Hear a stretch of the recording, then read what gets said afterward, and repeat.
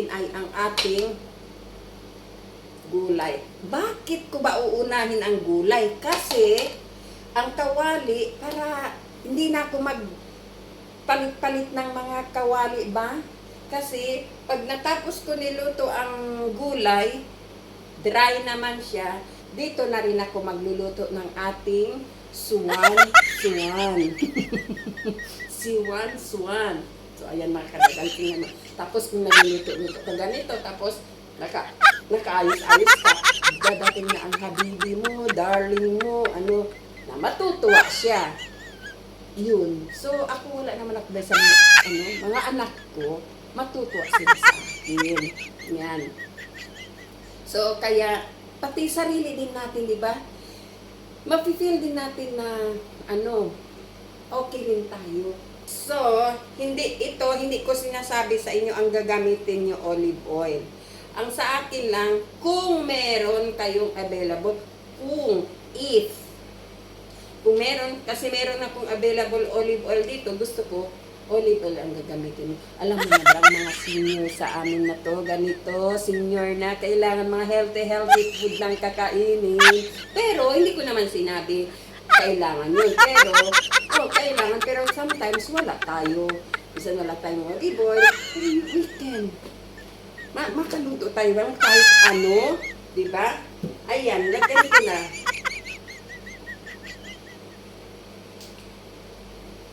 Saka alam nyo mga kadadalag, itong olive oil din, mabilis siya itong olive oil, mabilis siyang matuyo. Mag-usok siya. So, ayun, kahit hindi pa masyado mainit, ihulog ko na ang sibuyas bawang. Diretso na ba para mabilis? Yan. Ngayon, tingnan nyo kahit hindi na makita ninyo, basta may prueba. May prueba, hindi ako naghulog ng ibang sangkap. Bawang lang ang sibuyas. Black and white ba pa? Ihulog ko na, ha? Bismillah. Ganun lang simple. Yan, kailangan haluin.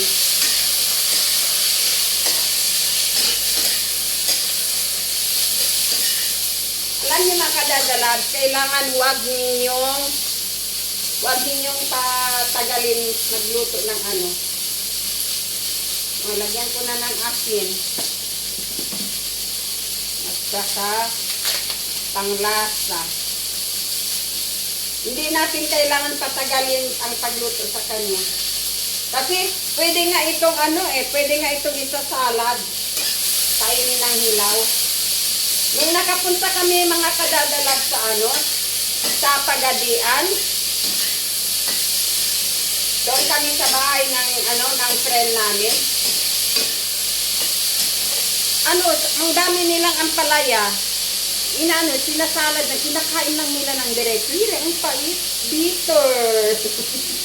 So, ayan ihulog ko na. Tingnan ninyo dalawang itlog. Yan, tingnan ninyo, mabuti. Yan, ayan isa, dalawa. Diba? Yun. Yan. Tapos haluin na para hindi Kita ko rin lang sa inyo. Yan, sarap-sarap niya yan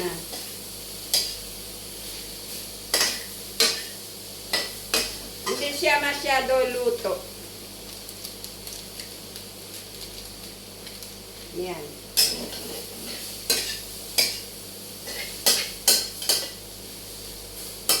Magbuhat na naman ako ng kawali para sa inyo. Ayan.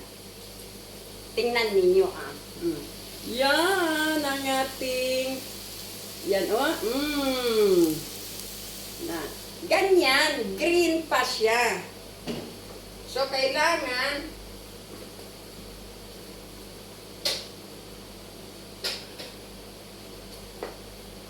alisin na natin agad para hindi malusaw sa loob.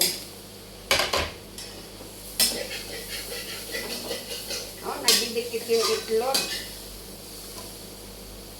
Na, tingnan nyo. Hindi umabot ng isang minuto. Isang minuto lang natin niluto. Inurasan nyo ba dyan? Ang dali lang. Yan, na. Hiray ang bilis. Na, tingnan nyo, ang bilis natin magluto.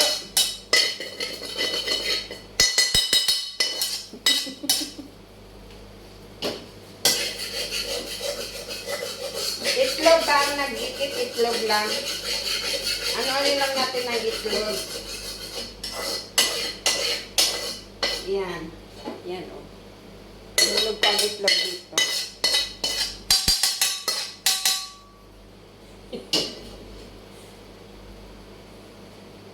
Tingnan ninyo. Yan, ang ating ampalaya. Now, ngayon, ang next lulutuin natin ay ang suwan-suwan.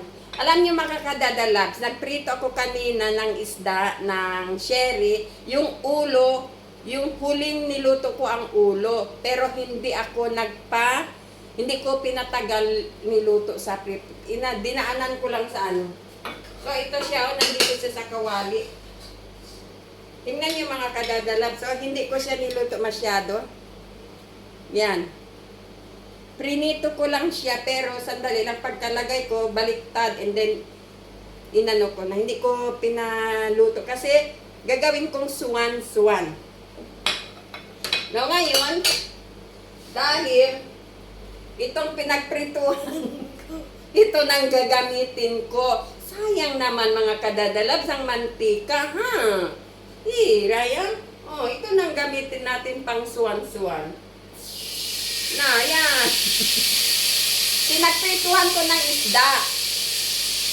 So, ayan.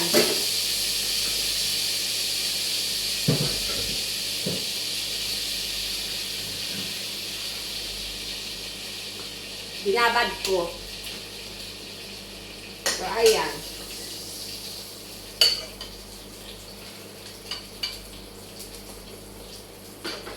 So, magdikdik lang tayo ng bawang. Bawang lang mga kadadala. Enough na. So, magdikdik na tayo ng bawang. So, ayan mga kadadalabs, magluluto na tayo ng swan-swan.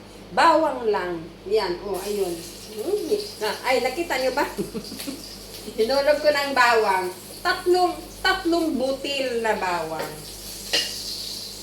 Yan. Paano muna natin?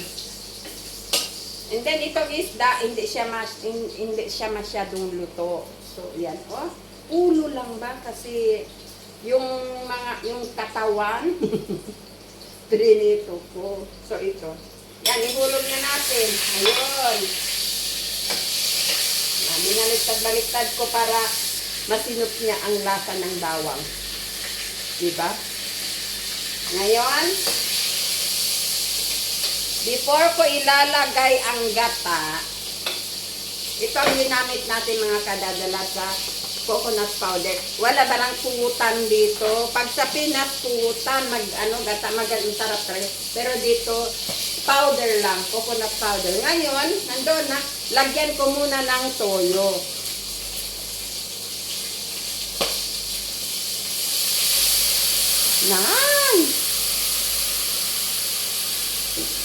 Putok mga kadadalat. And then, ilalagay na natin ang gata.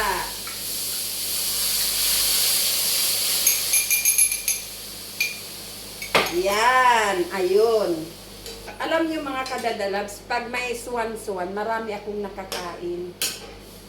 Marami akong nakakain pag may suwan-suwan. Kaya ang suwan-suwan mga kadadalabs, ang suwan-suwan, pag meron tayong isdang, yung bahaw na isda, bahaw means yung prinito natin, yung ulam natin kanina, pagkagabi meron pang siyang extra. Pag gusto natin magsabaw, sasabawan natin ng gata with toyo and bawang. Yun, ganun lang. So, masarap siya. Masarap pa siya kaysa sa tinola. Pero masarap talagang tinola. Pero mas masarap siya mga kadadala. I-try ninyo sa ang sulok ng mundo. Yung mga hindi nakakaalam kung ano ang swan. Meron na yan ako video dito sa YouTube ng swan. Pero ito, inulit ko, pero gusto ko ipakita sa inyo, mga kadadalags, ha? Ayan, oh, sarap-sarap na yan. So, hanggang dito na lang, mga kadadalags. Nandyan ang ating swan. So, magpapaalam na po ako. Maraming salamat sa inyong lahat. Sana ay nagustuhan ninyo at nag-enjoy kayo sa ating video. Ano lang, good vibes lang tayo. Chill lang. Kahit tayo sa bahay, magluto, kailangan tayong stress reliever. Kailangan tayong masaya at wag nating isipin ang mga problema. Oo naman isipin, pero yung wag nating tutukan masyado. There are times na may darating din yan, masusolve din yan. So hanggang dito na lang, mga kadadalam. Sana ay nagustuhan ninyo ang aking video, ang ating good vibes for this morning sa ating pagluluto. At may natutunan kayo ng konting kaalaman kay Dadalags para sa ating kalusugan. So maraming salamat, Luzon, Visayas, Mindanao, sa ang sulok ng mundo man kayo naroon. Maraming salamat at sana ay nag-enjoy kayo dito sa ating A Day in My Life. Meron din kayong A Day in Your Life, right? So, we will have to enjoy our day in our life. Thank you, mga kadadalabs. At kung bago pa man kayo nakapanood ng video na to, tara na, huwag nang pakawalan si Dadalabs. Subscribe na para maalis ang inyong stress.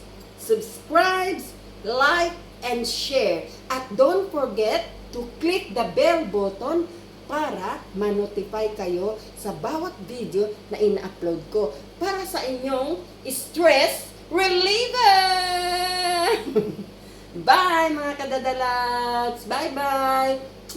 God bless. Bye.